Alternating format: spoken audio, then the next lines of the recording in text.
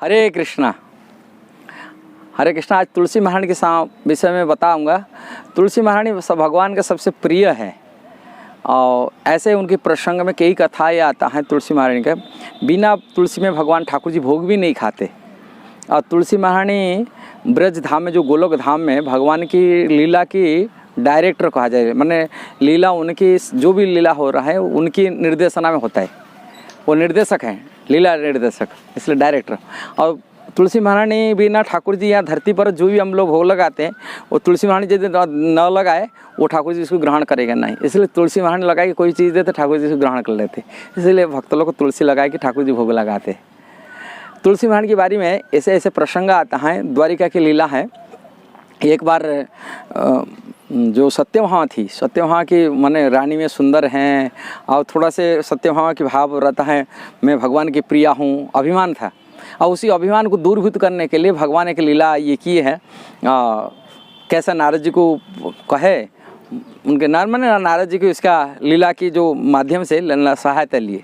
और नारद जी मांगते, बोले आप तो द्वारिकाधीश भगवान, इस संसार के मालिक प्रभु, उनकी पाटरानी है, किंतु एक बार मैं आपसे एक वर मांगना चाहता हूँ, कुछ भीख मांगता हूँ, कुछ मेरे को दे देंगे तो मैं आपको ये करूँ। सत्यभामा की तो अभिमान था ऐसा ही। सत्यभामा बोलने लगे कोई बात नहीं नारद जी, जो चाहे मैं वो सब देने के लिए तैयार हूँ। मैं द्वारिकाधीश की पाटरानी हूँ, मेरे पास क्या कमी है मैं आपको नहीं दे सकता हूँ, जो चाहेंगे वो दे दूँगा, चिंता क्या कर रहे। और इसी जगह पर नारद जी बोलते हैं जो देने के लिए तो आपको पहले संकल्प करो। जब सत्य बोले कि संकल्प करेंगे तब जाएंगे बोलो। और उनसे संकल्प करा लिए और उसके बाद वरदान मांगते मेरे को कृष्ण को दे दीजिए। पहले ये कैसा होता है, मेरा पति को दे दो, ऐसा हो जाएगा, मैं आपको दे दूंगा पति को। इसी अभिमान को दूरीभूत करने के लिए फोन नारद बोले यदि पति को नहीं देगा, पति की समान आपका घर में जो सोना रत्न है जो भी है वो मेरे को दे दीजिए, पति की वजन का दे दीजिए, मैं संतुष्ट हो जाऊँगा। और एक जरा तराजू लगे, एक साइड भगवान श्री कृष्ण को बैठा दिया गया और उनकी जितना सोना वो बताया था, कहले तो इनकी बदल में जितना सोना चाहेंगे, जितना डायमंड चाहेंगे, सब कुछ देने के लिए कमी नहीं। मैं भगवान की कृष्ण के बदल में जो कुछ देंगे मैं देने के लिए तैयार हूँ, उनकी छोड़ो और जो मांगो। कल ठीक है, उनके बदल में दे दो, उनको बैठा देंगे। एक तराजू में बैठा दिए, कृष्ण को बैठा दिए और उनके घर में जितना जो उनका रत्न थे सारी रत्न को आने के लगाए। और कृष्ण तो बैठे कौन सब बराबर हो रहे, कृष्ण के सामने कौन दुनिया के रत्न बराबर हो सकता है बताओ, सारी संसार भी बराबर नहीं हो सकते। जब वो उनको देखे ही तो हार माने थे सब, उनकी सारी ज्वेल सब खत्म हो गया, सारी रत्न भंडार सब खत्म हो गया। पुण्य क्या करे, पुण्य रुक्मणी की सहायता लिए, कहे क्या करूँ, मैं तो पूरा बेइज्जत होगा, मैं सोचा था कुछ दे नहीं पा रहा हूँ, अपमानित हो। और रुक्मणी बोले ठीक है कोई बात नहीं, एक तुलसी पत्ता आने के लगा दो।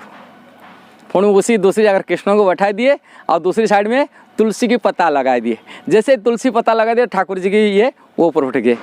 इससे पता चलता तुलसी महारानी को भगवान कितना महत्व देते। अपनी बराबर की उपने यदि कोई संसार में कोई चीज़ है वो तुलसी महारानी, वृंदा देवी, इनकी सहायता बिना हम भक्ति कर नहीं सकते, इनकी कृपा लीला में हम शामिल ही नहीं हो सकते, हम आगे बढ़ नहीं सकते।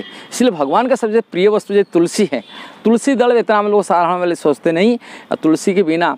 किंतु आजकल कोई लोग संसार में वीडियो बनाने का एक ही उद्देश्य है, आजकल तथाकथित हैं सहजिया संप्रदाय लोग होते हैं जो लोग तुलसी भोग नहीं लगाते। बोले तुलसी क्या, ठाकुर जी तुलसी थोड़े से ब्रज में भोगता, हम तो रागानु को भक्ति करते हैं, किंतु जानते नहीं तुलसी बिना ठाकुर सेवा ग्रहण नहीं करेंगे, स्वीकार नहीं करें, तुलसी की महारानी बिना सेवा नहीं करेंगे।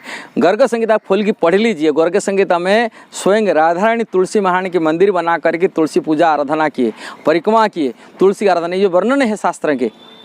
आपको आप तुलसी छोड़ के कैसा हम लोग इतना हो गए, माने सत्य वहाँ से कौन बड़ा बड़े हो गए। हाँ, जो राधारानी सेवा करते, तुलसी महारानी के आशीर्वाद मांगते, स्वयं राधारानी आशीर्वाद मांगते भगवान कृष्ण की सेवा के लिए तुलसी महारानी की, और उन्हीं की सेवा को छोड़कर रूप गोस्वामी, सनातन गोस्वामी बड़े बड़े आचार्य हुए, उन्होंने सिखा दिए तुलसी सेवा करने के लिए। हम इसको छोड़कर सहजिया लोग होते हैं जो लोग भक्ति के नाम पर जो शास्त्र विधि विधान को पालन नहीं करते, बोलते हम रागानु भक्ति करते और तुलसी की सेवा करते हैं, ना तुलसी महारानी की सहायता लेते हैं, ना तुलसी की परिक्रमा करते हैं, ना तुलसी की भोग में लगाते हैं ठाकुर। हरे कृष्णा।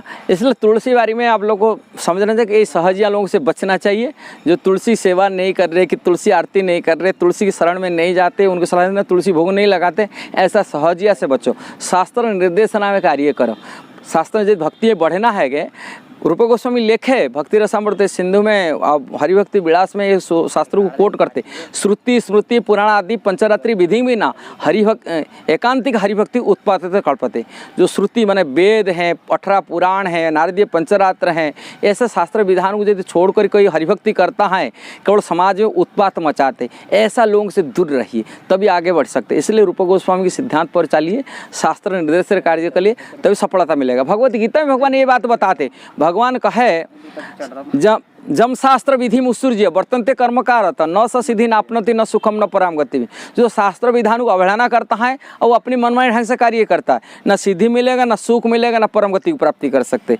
इसलिए भगवान बोले तस्मा शास्त्र प्रमाणते कार्य कार्यो व्यवस्थित हो ज्ञानत्वा शास्त्र विधानोक्त कर्म कर्तुम महर्षि। इसलिए शास्त्र प्रमाण को लेकर ही कार्य करना चाहिए, जैसे आगे सफलता प्राप्ति कर सकते हैं। भगवान ने स्वयं अपनी श्रीमुख में बोले भगवत गीता वाणी, ये गीता के निर्देश है, हमारा बात नहीं है। इसलिए शास्त्र को नियम को पालन करिए और जीवन में भक्ति में आगे प्रगति करिए। अच्छा लगे तो वीडियो को जरूर शेयर करना, सब्सक्राइब करना, लाइक कमेंट देना। हरे कृष्णा।